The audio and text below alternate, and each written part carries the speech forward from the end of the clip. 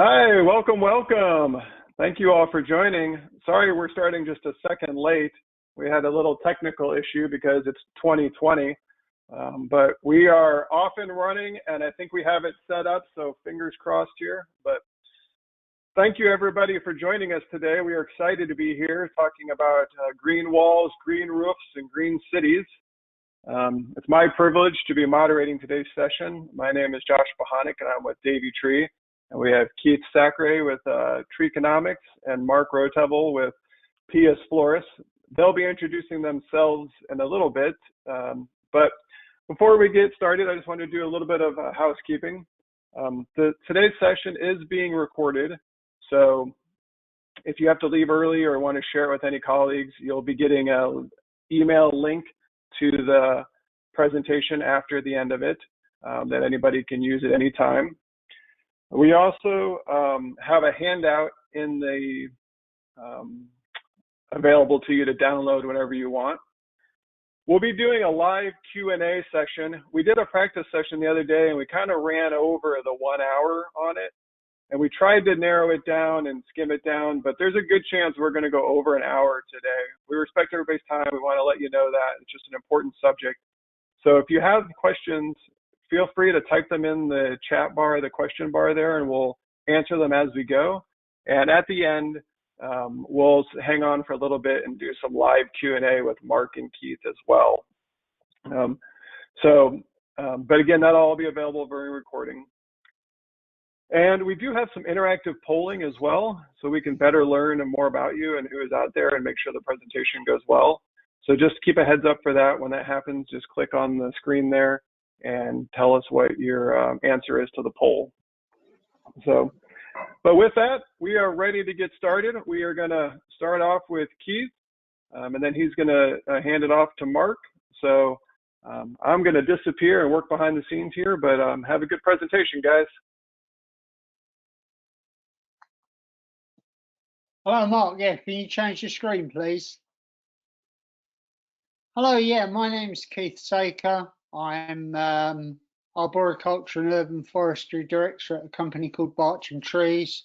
I'm also a Director at Treeconomics, and I'm just going to really provide the introduction today.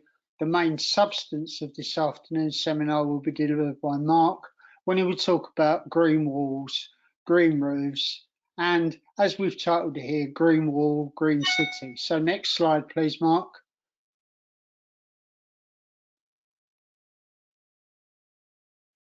So what we're talking about is the benefits of trees. Now, I'm not sure whether you can see, and I'm certainly not going to spend time reading through all of these. The case for benefits of trees is well made. And when we talk about the urban forest, we tend to focus on trees primarily. So next slide, please, Mark. And it's those benefits that we're going to elaborate on. But I think it's important to realise that the urban forest is dynamic, needs to be replenished with new trees regularly. And just as an example, this is a picture of the Aldwych in London in 1947, and you can see at the bottom there newly planted trees.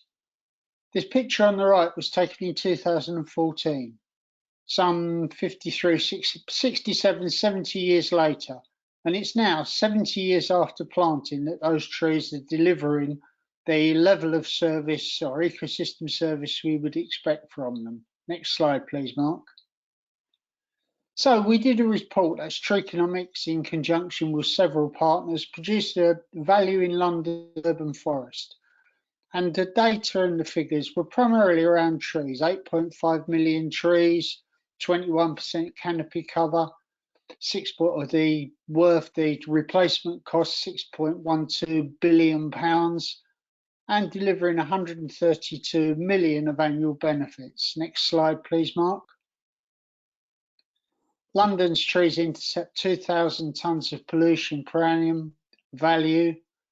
London's trees store over 2 million tonnes of carbon, sequester over 75,000 tonnes of carbon, and alleviate over 3 million cubic metres of rainwater per annum at a value of 2.8 million. Next slide, please, Mark. 57% of London's trees are in private ownership, and London has a density of approximately 53 trees per hectare. And the three most common tree species are sycamore, oak, birch, and 126 species were recorded in the study. So the point I'm trying to make is the recording, measurement and assessment of tree benefits, tree management is well made. I'm not going to say it's extensively used. There's vast areas where more people want to become involved in data collection, but the case for trees is actually made. So next slide, please. And here's some examples from the London Borough of Ealing. Ealing's iTree study with Treeconomics in 2017. Again, number of trees measured, and I'm not going to read through all of this. The point I'm trying to make is, though, and this is where it's relevant to what the main content today, is that we've got the evidence base is beginning to accrue with regard to trees.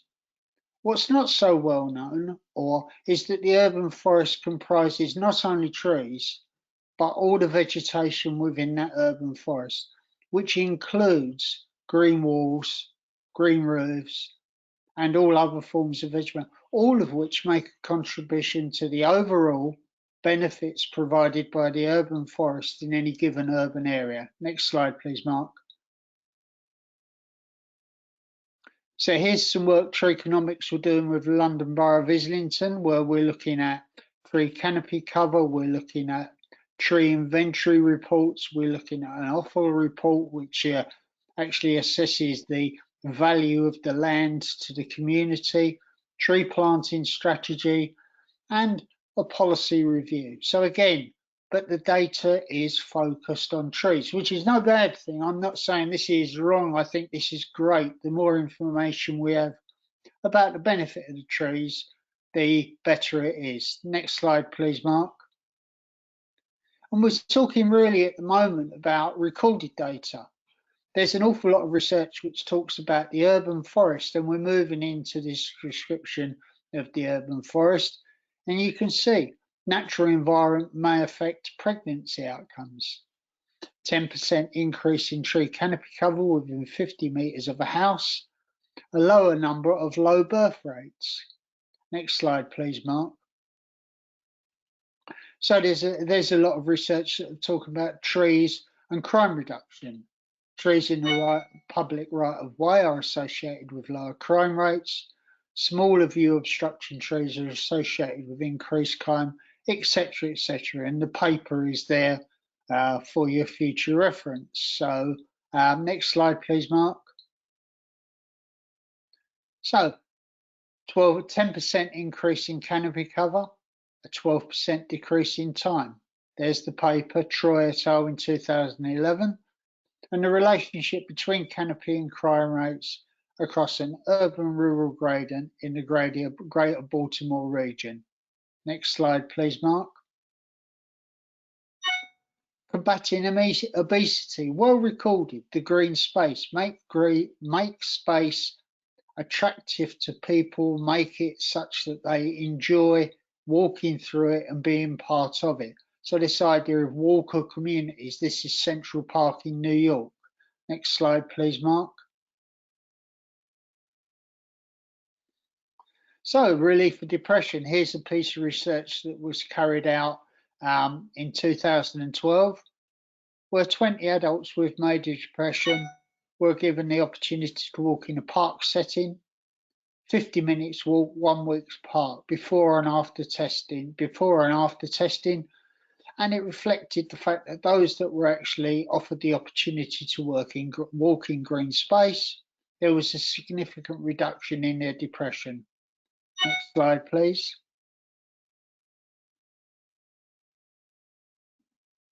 So this is bringing me to the end. So Treeconomics has focused largely on trees, but you will find with the handouts, there will be a copy of something called the Victoria Business Improvement District Report. This is one of the first reports Treeconomics carried out. And within that, it actually did assessments of the value of green walls and other vegetation within the urban forest area of the Victoria Bid. So this last slide really just says, there we have trees being used to common good, common benefit, tailor-made plane trees in Brive in France. This is the Centennial Gardens in Chicago. And then to the top right, you have an avenue of London Plain at the back of the Tate Gallery in London. And on the bottom right is a picture of a park scene in London, a conventional park scene. But I think for today's topic, have a look at this structure here. This was photographed in Italy by a lakeside, and you can see not only have trees been used, but here's the whole structure, the building, actually contributing to the greenery within the urban forest. So that's the photograph I'd like you to focus on. That's the photograph. So the case being, trees are important, obviously. Trees are the major structural features, but we shouldn't be ignoring the potential and the value of greening our walls and roofs. So with that, I'll hand over to you, Mark. Thank you all for listening, and I'll take questions at the end of the session along with Mark. So thank you very much, and over to you, Mark. Thank you, Keith. So let's start with the poll question 1. It will now disappear at the right hand of your page. Have you ever worked with green roofs and green walls? A little. No, it's not really on my radar. No, but I would like to find out more. Or yes, lots.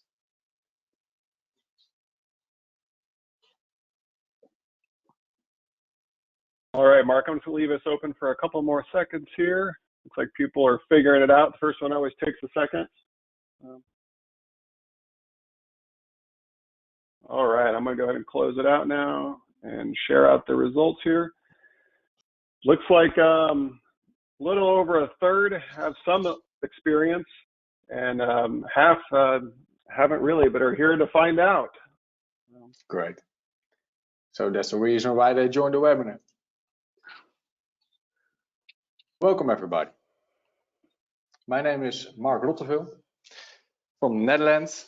I'm green project specialist, so why not only trees but also on green roofs and green walls. And I am ambassador livable green cities. We do have in the Netherlands. Some people will spread the word of greening into the cities for making sustainable cities. And this is where I live. I live in a small village in Boskoop. Maybe you've heard from it, because Boskoop is a large nursery area with more than 770 nurseries spread over 1,100 hectares. We grow a lot of plants that we spread over Europe and the world. So maybe you've heard of it. And this is where I work. I work at the Royal Ginkgo Group. That's a gardens company, one of the biggest one in the Netherlands. And we are spread all over the Netherlands. We're in 9 branches. We do have more than 250 employees working. It's a family company. The 4th generation is now in the lead, and the 5th generation just entered the company. And we do all about greening. So this is what we are doing. We say we do everything with living green. We do landscaping, we make natural swimming pools, biodiversity projects, interior green, green walls and green roofs, and tree services. And that is why I love to work at this company, because we are not only talking about green, we also make it, we construct it, and we do the maintenance for a long time period with all guarantees and stuff. And that's why I love it, because we do really make it. And these are our clients. We work for private clients, smaller and bigger gardens, public areas, business areas, and the 4th is green buildings, where we put in the green roofs, the green walls, and the interior green. And this is what we think the city of the future would look like. It's a Liuzhu forest city, advantage of the Chinese that they build cities from scratch, so they can build cities like this. But we think it's necessary to create livable and sustainable cities. Today I will tell you more about our vision of the cities in the future.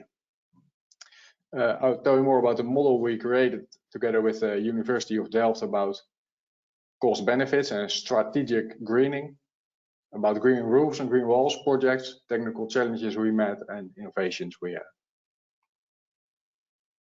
But let's do at first the second poll question.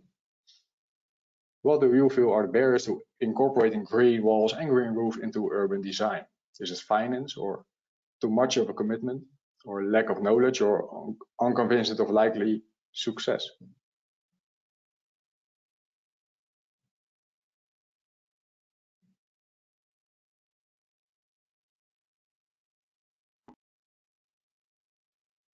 All right, leave it open just for a couple seconds here.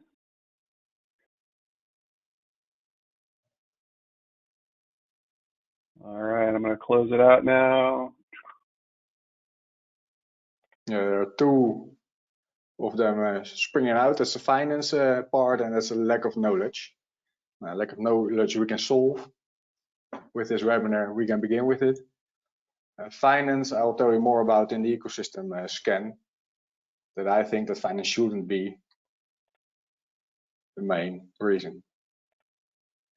But more about our vision. In 1950 in the Netherlands, 6 million people live in urban areas. That's for 56% of the people in the Netherlands.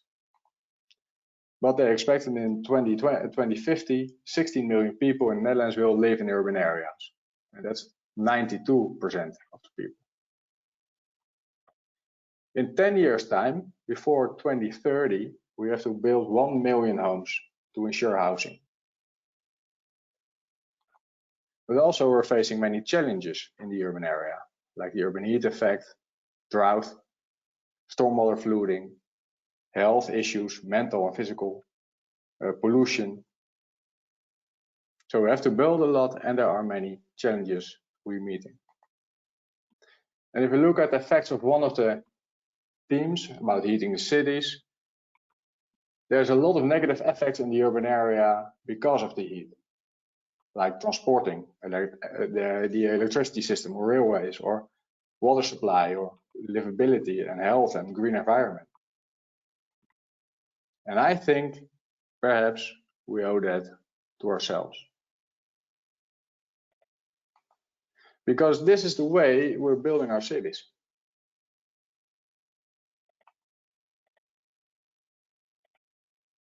And this is the way we produce our food.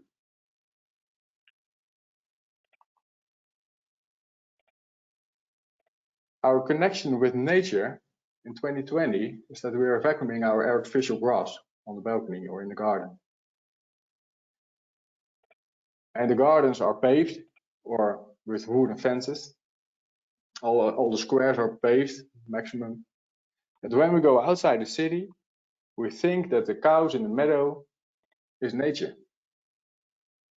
That's our connection with nature now. And we think that we can determine how the world is organized. We rule the world, and we know how we can fit all organisms together the best to serve us, human beings. But is it? Sometimes it's good to look back. Barely 200 years ago, until the rise of the fossil fuels and the fertilizers, we were completely dependent on nature. When nature went well, we were fine. When things went badly with nature, things went badly with us. I should now show a video, Nature is Speaking, from Julia Roberts. I advise you to search for it on YouTube. We can share the link in the chat. Because of technical problems, we can't show it. But this is the main message of that movie. We have to move from being apart from nature to becoming a part of nature once again. This is a nice quote I saw in the film from David Attenborough, Alive on Our Planet, where he makes his witness statement about the world. So we now know that we have to work together with ecosystem services and with nature to build a sustainable world where we can live in.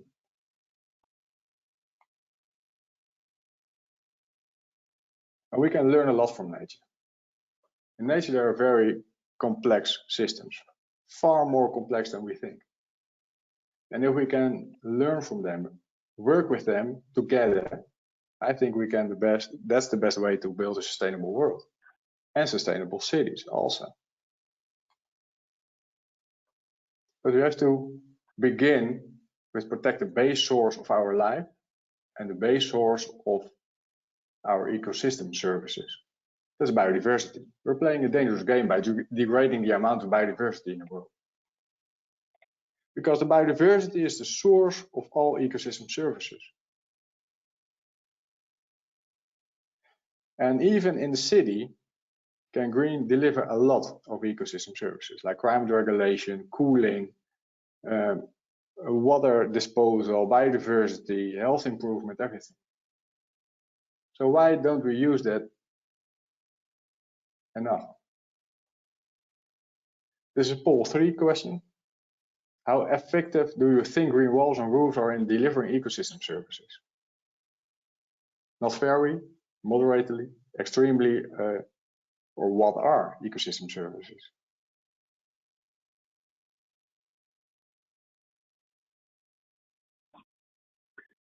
We're getting a couple of good questions here, so keep those coming, guys. Appreciate that. All right.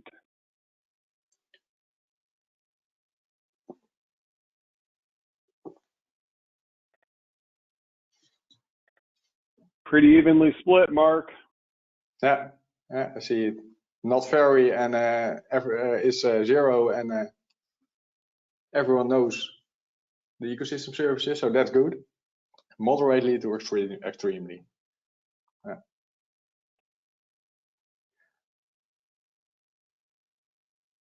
So I think when we look where we came from, and we know the cities, how we are building them now, and with the building assignments we face.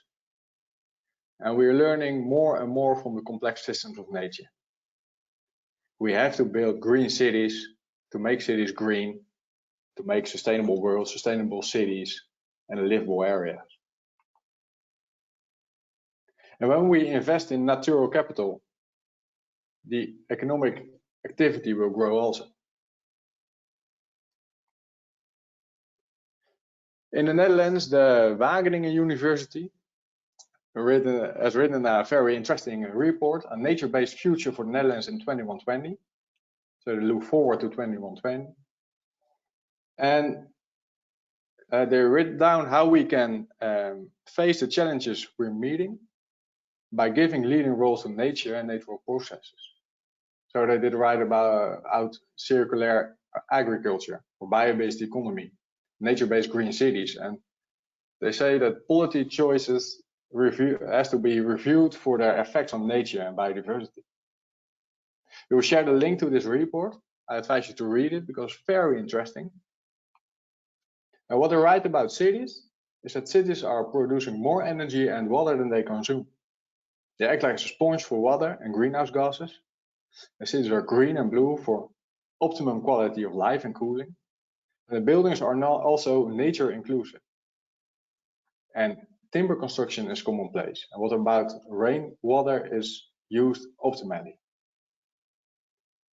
And I think we need green walls and green roofs for this kind of cities. So I say let's make our cities green again. But the question is where? In these kind of cities. And how much is enough? How much green do we need? Let's take 3 city climate challenges. The urban heat effect, drought, and stormwater flooding. These 3 challenges affect a lot more challenges like health and energy and everything. If we can calculate the energy balance in the city, how much sunlight is coming in and how much is are the streets heating up, and can we design with green at the right place and the right amount to lower the temperature and to create livable cities. The University of Delft developed a system where they can calculate on the energy balance.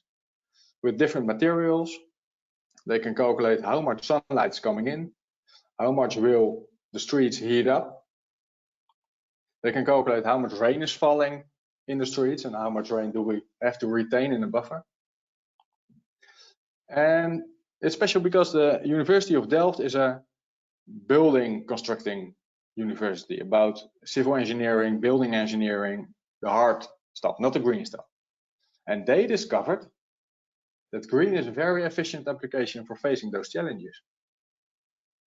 Green retains storm water, is transporting water, evapotranspirate and cool the environment, even more when it's hot, gives shadow, isolation, without any electricity consumption and with a lot of other ecosystem services. So with green, we can lower the temperature, in this case by 8 degrees. And we can retain the water, the rainwater, in the place where it falls.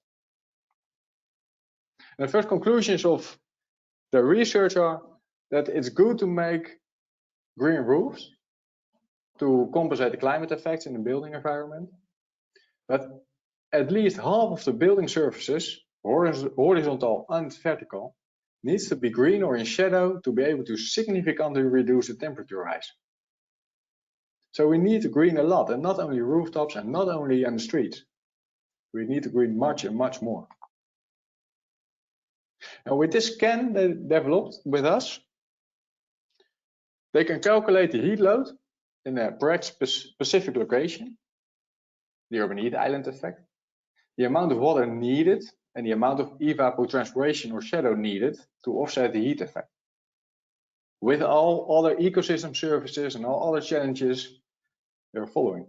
So now we can calculate the amount of green and the best location about strategic greening.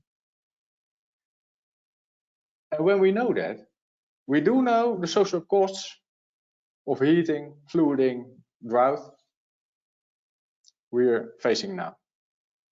So we can calculate on this. So we do know the problem costs. But we also do know the solution costs, because we know how much green we have to place and what kind of green it is. We know how much it will cost to construct it and to maintain it. And we do know the benefits of the greening. And then we can make a business model where we can look for the break-even point. And the break-even point, with all the problems we're challenging with greening, is very fast. In this case, it's within 5 years, where we put the construction cost also in the break-even point calculator. So it's worth that we can green our cities. And we have to use our walls and roofs. And let's go to the green walls and green roofs. When you see green roofs, there are different types of green roofs, from the most simple ones with sedum and light and limited height, until complete parks on a rooftop. And I think this is a rooftop that everyone knows and is most familiar. It's with sedum plants. It's on the sport campus in the city of The Hague. We call it an extensive roof because you cannot use it. And it is limited in structure and weight. So it's one of the most easiest green roofs. But it's also limited in ecosystem services, because sedum will stop with evapotranspirate when it's hotter than 35-40 degrees. So just when you need that plants are cooling the city, when it's on a hot day, it will stop cooling or less cooling. And it will less do isolation of the building underneath it, and it will do less biodiversity. But it's a start. The second step is that you combine green roofs with native species with solar panels, because solar panels are delivering the most energy or the most efficient in an area temperature between the 35-40 degrees. And when it's hotter, they will deliver less energy. And in a black rooftop, at the black rooftop, the air temperature can be 80 degrees or hotter. And above a green rooftop, the air temperature is about 30 till 40 degrees. So it's the best air temperature for solar panels to create energy.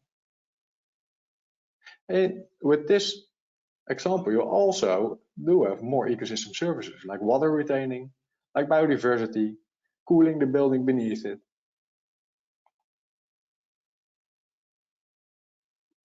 And this is a biodiversity roof we made in Amsterdam. So we have some native species who should be there normally in the ground and in the area. We saw them on the roof. So this is the best way to create biodiversity. Use native species, use local species. And it's also possible on rooftops. So this will do much more than a sedum rooftop. First one you saw. You can also make green balconies. This is also a project in Amsterdam.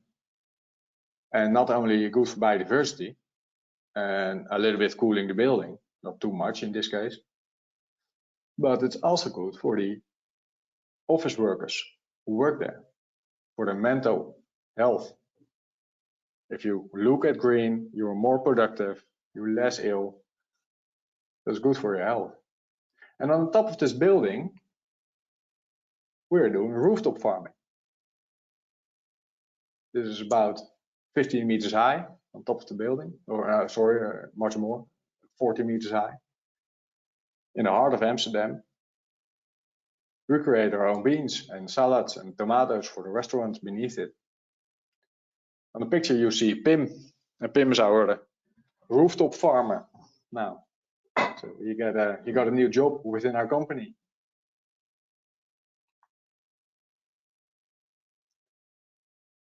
And these projects you see a lot more. This is a water retention roof in the village of Waddinxveen. It's 23,000 square meters of rooftop garden. And the children who are playing in this garden don't even recognize that they're playing on the rooftop of a supermarket and parking beneath it. They just think they're in a park.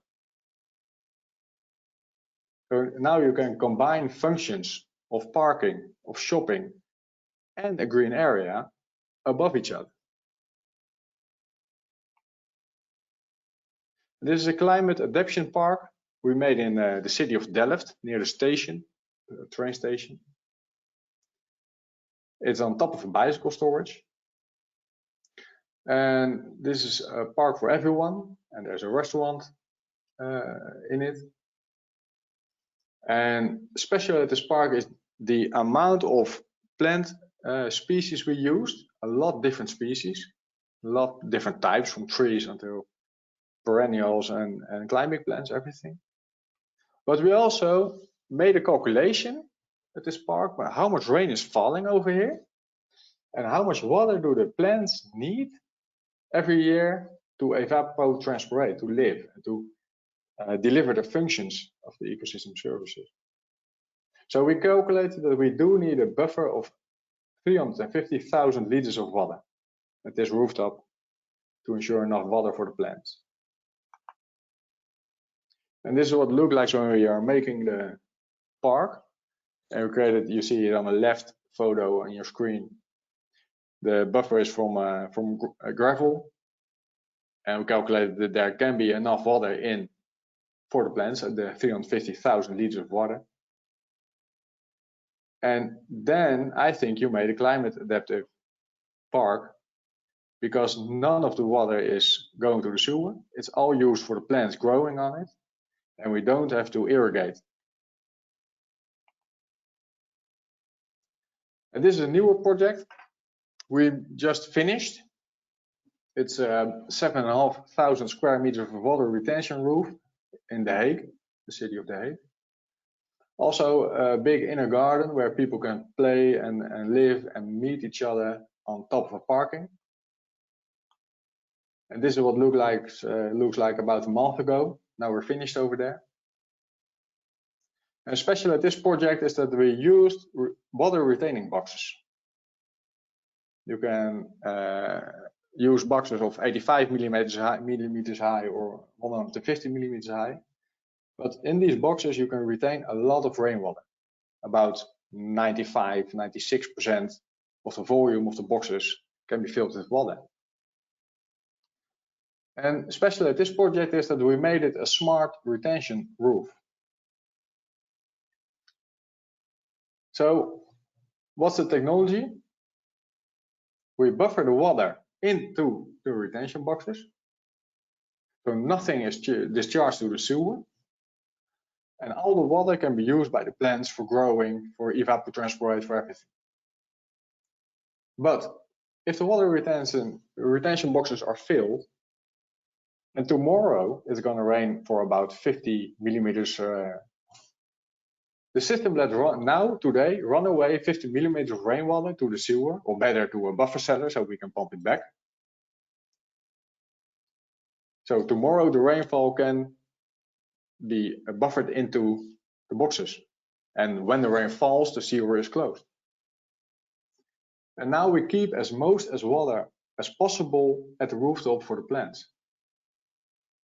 We'll share a link to more information about this system, so you can read after it.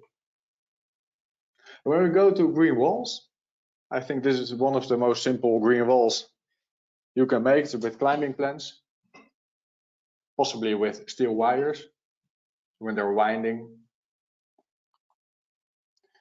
This is one of the oldest one we made in the city of Arnhem, where we made a system where we saw native species.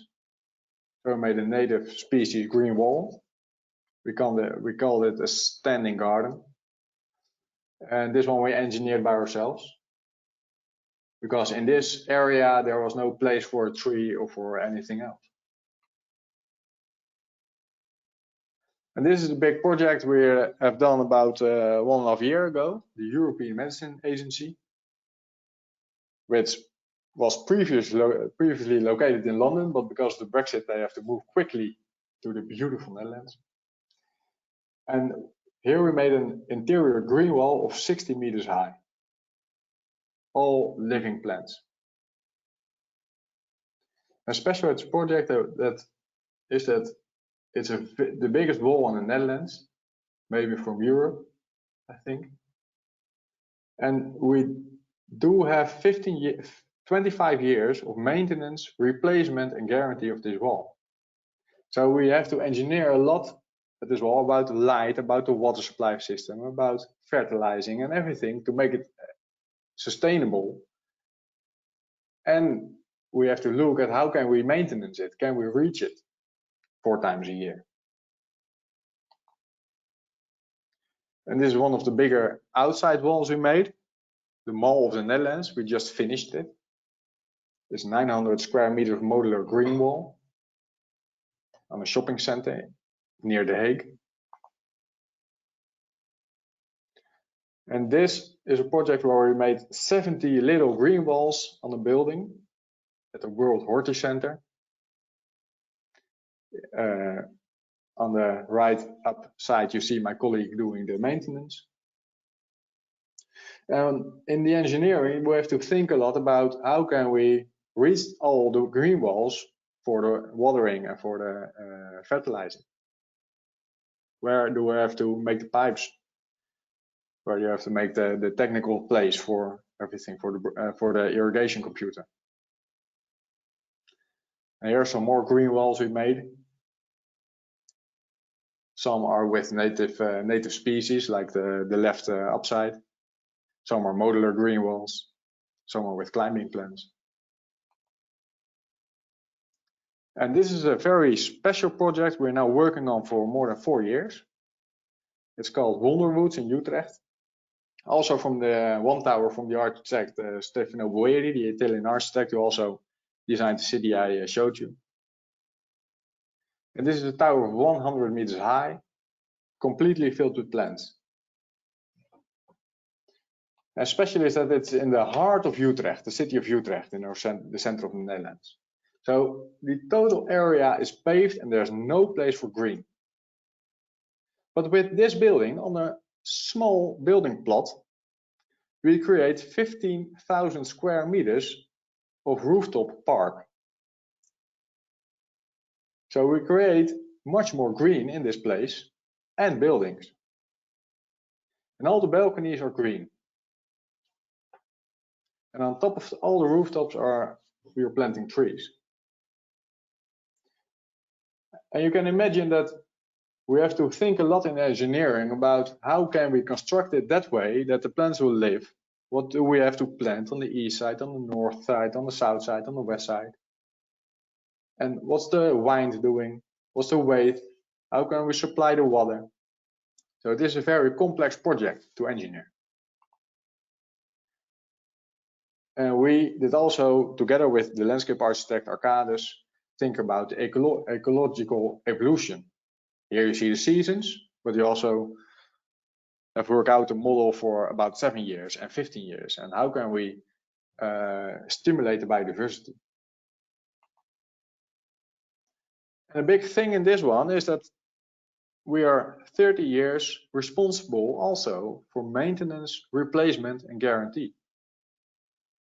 So I have to think a lot about how can we do the maintenance. It is impossible to 4 times a year call at every apartment in the building and say, okay, can we do the maintenance of your green balcony? So we have to do it from outside. So we're now educating our first flying gardeners, we call them. There's a movie on YouTube where the Bosco Verticale in Milan is maintained by the flying gardeners. I advise you to look at it, it's very impressive. But we are 30 years responsible for all the plants on this building. So we must be assured that it's gonna work. And this is a new project, a nature inclusive building in Almere, the Floriade-terrein, maybe you know it, with green walls and green interior plants and green roofs. And I think nature inclusive buildings should look like this. Don't put just a bird box on the wall when you're nature inclusive, but it has to be green, very green. And this is a place in the Zuidas in Amsterdam. That's at the picture I showed about the cities we're building now. At that place, this project is coming. And at this project, we're thinking about the first question you get from the builder and from the constructor is, what's the weight of the rooftop? So we know exactly the weight of our substrates, of the water retention boxes, of everything, so we can calculate on the weight and how much do we need to grow plants. And we can provide information to the constructor, the engineer of the building. And this is a new project, also in Amsterdam. A big project where an old shopping center with a parking and houses is going to be renovated. And new houses are built and a new shopping center is built. And they want to make a big inner garden at a big garden at the parking in the middle of the building. And they just started with design of the buildings, and now we are connected to think with them about the engineering, about the costs, about the possibilities of greening. So what we worked out is a model how we can use the rainwater optimally in this project. So we start with the rain falling at the rooftops, starting at the top, and when it's filled, we're going like a cascade somewhere, one rooftop lower, and it ends in the inner garden at the rooftop of the parking. Who needs the most water, because there are the trees and the shrubs and everything. So we do also think in engineering about the rainwater system and close the water circle. Can we keep all the rainwater on the building and use it? And a new project we designed by ourselves with a landscape designer in our network is for Naturalis Biodiversity Center in Leiden. They did have a small plot in front of their new museum. And they want a lot of parking places on the plot, but they also want a garden where they can show biodiversity and education about the evolution of plants. So we did make a rooftop above the parking place so we can make a garden as big as possible. And the evolution of plants can be shown in the rooftop garden.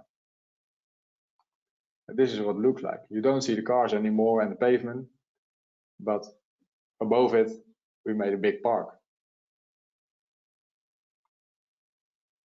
So I think it's important to make our cities green again. And we have to green the walls and the roofs to create livable cities and sustainable cities. And like I tried to show you, we can. The knowledge is there. We can green our cities. It is possible. So this is the end of my story. Let's start with poll question 4. What would you hold back from introducing green walls and green roofs? Is it expensive, or do they need lots of maintenance, or do they don't last long? Or I'm not sure about the benefits.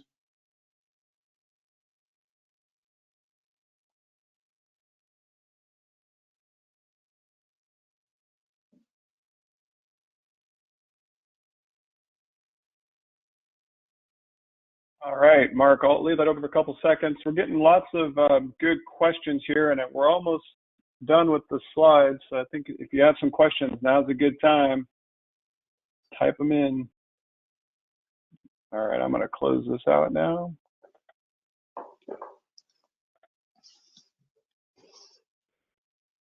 So the answers are that they are expensive. I think with the ecosystem services scan I showed you, we can calculate on the benefits, and we can pinpoint the shareholders who have the benefits, and we can bring them together. So we can bring the costs and benefits together. I think that's a nice way for it. And they need a lot of maintenance, yeah, of course, but green industry also needs lots of maintenance. But I think the benefits are much more bigger than the cost. But let's go to the questions.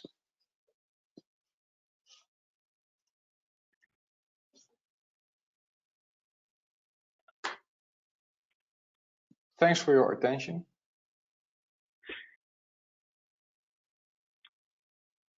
All right, well, thank you, Mark and Keith. That was very informative. I know I learned a lot, and man, I love seeing all those pretty pictures.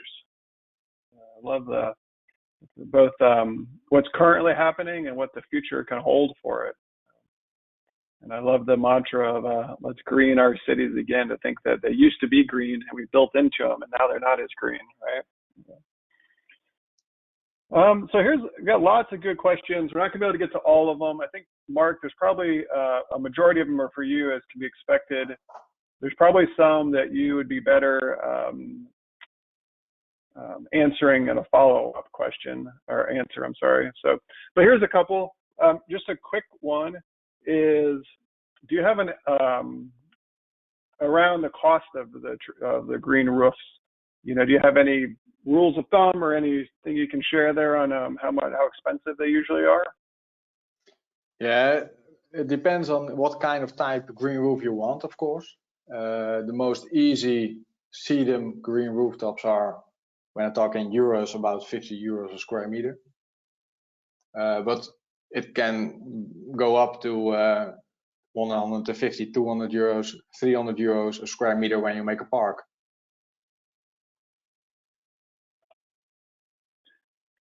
Great. Okay. Couple of questions here from Karen and Frank about the wind and how do trees hold up to the high winds on top of buildings, and is there any projects old enough, you know, really out there now to show that? So, you know, kind of a two-part question there on any examples of projects and how do they hold up, trees specifically. Yeah, we do now make green rooftops for 25, 30 years. So the first projects we made are now 30 years old. So we learned a lot about which kind of trees can grow in that specific circumstances. I showed you the project of Wonderwoods in Utrecht, where we do have a building of 100 meters high. Yeah, there is a total different climate on top of the building than it is on the street. It can be a hurricane wind on the top when it's in the street, just a normal storm for the Netherlands. So yeah, you have to think about it good. How do you start? We decided to start at Wonderwoods at the top with small plants, so they can adapt on the wind and grow by itself the way they want to grow. But in much more rooftop gardens, we can calculate the wind and we can change the planting schemes for it.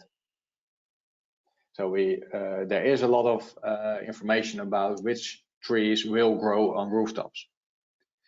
And important is how you fix them at the rooftop. We don't want to connect it between the water layer or beneath the water layers, because that's a risk for leaking.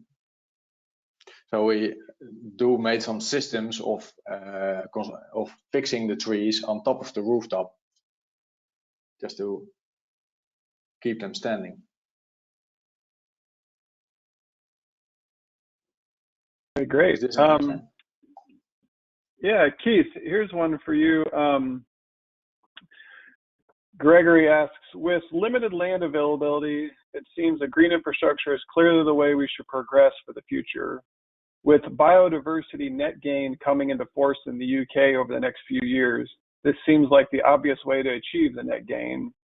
Should local authorities look to recommend green infrastructure projects before allowing developers to, quote unquote, buy out their biodiversity net gain? Is this likely to be more expensive for developers to achieve? So, any thoughts on that, Keith?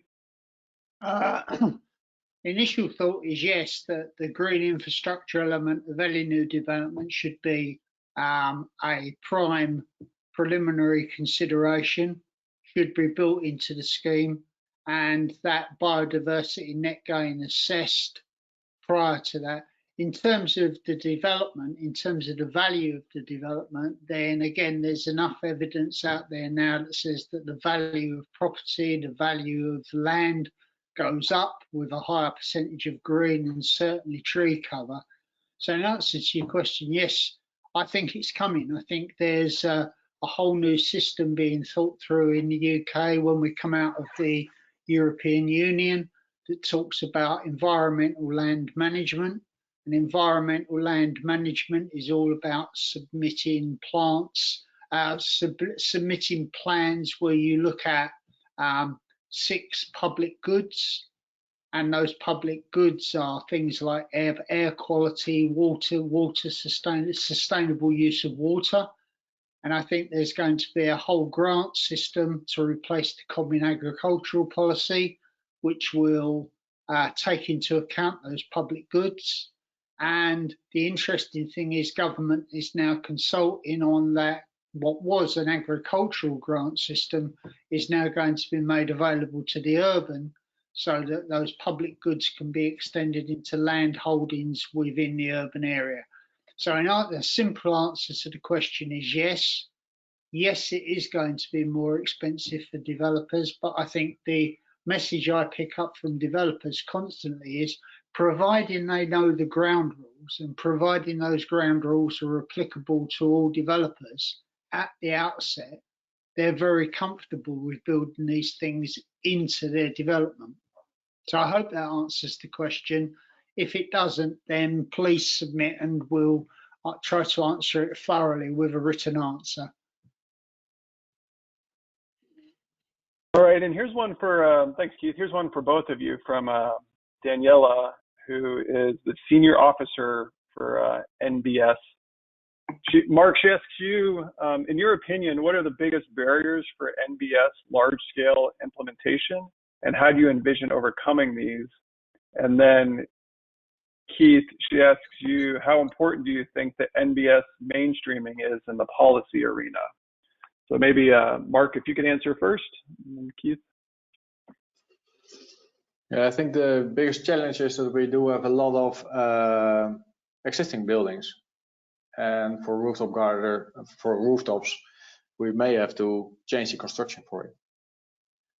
But otherwise, when you know how you can make it and what kind of alternatives there are a lot of ways of greening existing buildings. So you have to think other way. But I think that is a big thing. Nature-based solutions. I think all of these things depend on articulating what you have now in terms of public goods, whether you want to call them ecosystem services or any of the other euphemisms that are used to describe essentially the same thing. What we're talking about is making urban space livable for people who work, live and play there. And the starting point for all of that is understanding what you have now. So what parts of your landscape are delivering ecosystem service benefits or public goods, which are not. Then it's a question of having a vision. What do you want to achieve? So what level of public goods, what level of ecosystem services do you want your urban environment to actually deliver? And then bridging the gap between the two. What you have now and what you want. What's your desire? And then it's a question of assessing how you bridge that gap. And I think the solution is going to be a mixture. And that's why I'm so enthusiastic about Mark's presentation, because I think it has to be a combination of trees providing the longevity, the constants, and then various shorter term solutions, which may or may not be trees, but you're looking at a combined whole to deliver a vision, and that vision should be based around the type of landscape we want to produce in our urban areas to make those urban areas livable and workable for us as a species, because patently at this moment in time and on the trajectory we're on, they are not going to be in the future. So I hope that answers the question. Yeah, and I think another thing is that we have to look integrally to the public areas and the private areas. In the Netherlands, it's totally separated. So everyone, the government talks about the public area, and they have some rules for private area, but not much. But you have to look integral, like one ecosystem server, like one ecosystem. The city is one ecosystem. And when we can achieve that it has to be the private owner of the building has to green his walls, and that has positive effects on the street and on the urban area.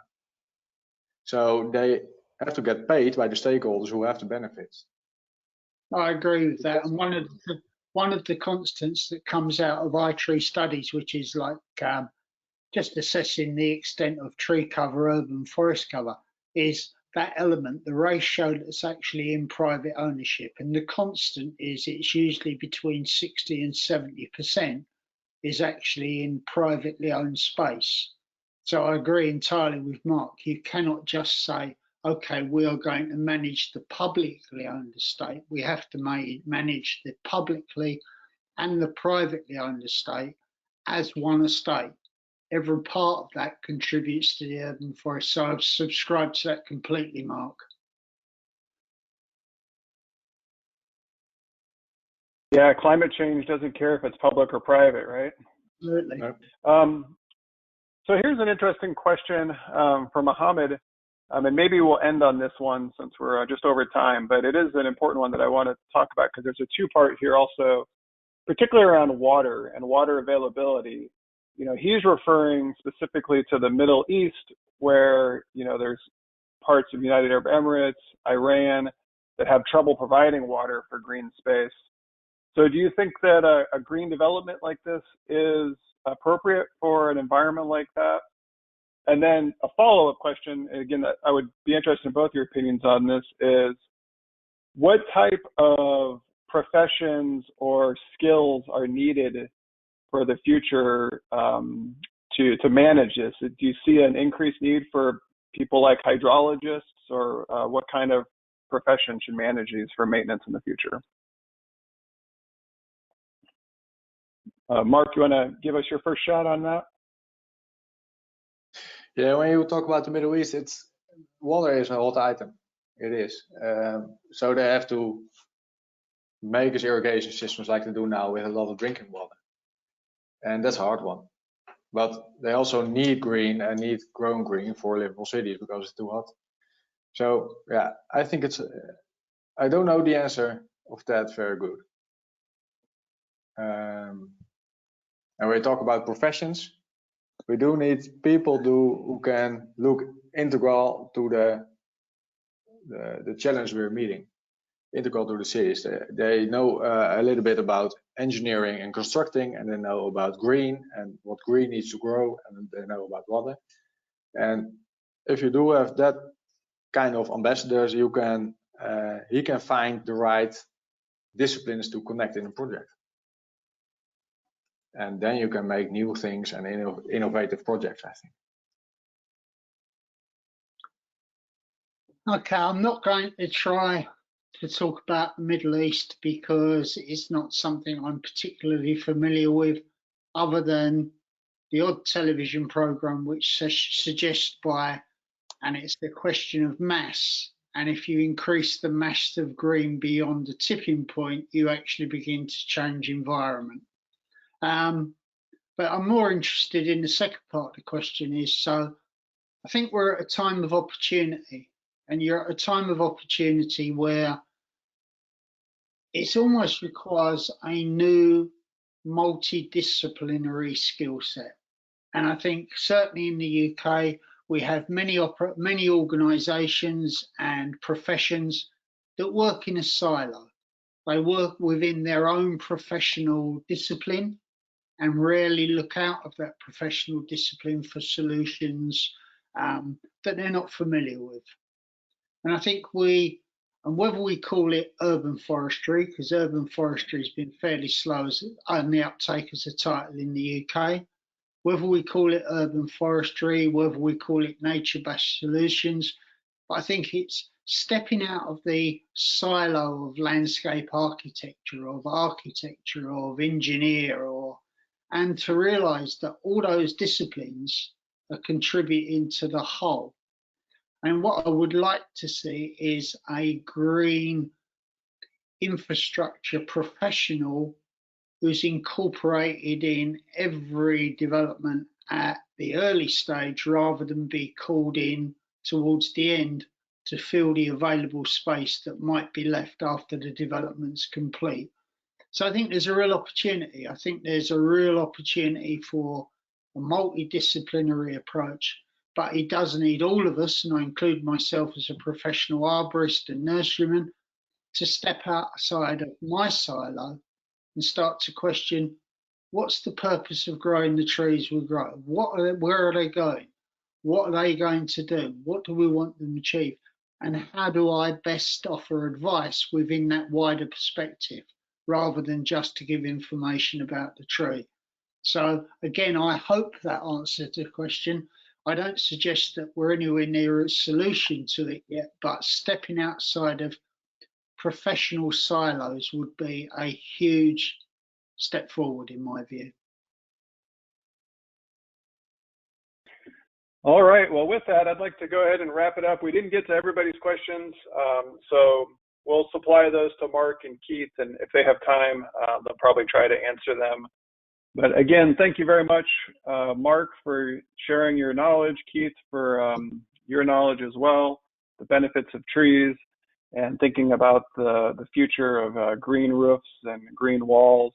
I know I learned something today. We got lots of compliments from lots of people saying this was the best presentation yet. And thanks so much for sharing your knowledge, guys. If you have any questions further after this, there's Mark's information, and Keith's is all available as well. I know Nadine shared out some links for some social media, so if you want to give a follow to Treeconomics, it's a good way to stay abreast of future webinars that are coming out. And again, everybody will get a link to this recording, And we'll also, it seems like there might have been an issue with downloading the PDF of the slides. I apologize for that, but we'll go ahead and send that out to everybody as well. It'll be a link to a file because it's going to be too big because of all those great pictures. So again, thanks everybody. I hope you had a good time today. We look forward to engaging you in the future, and don't hesitate to reach out and stay safe out there. So thanks. Hope you have a good day. I think big thank you to you, Josh, for hosting it. Very efficiently done. Thank you. Thank you very much, Josh. Thank you, everyone. Okay, bye now. See you guys. Cheerio. Bye-bye. Bye. Bye.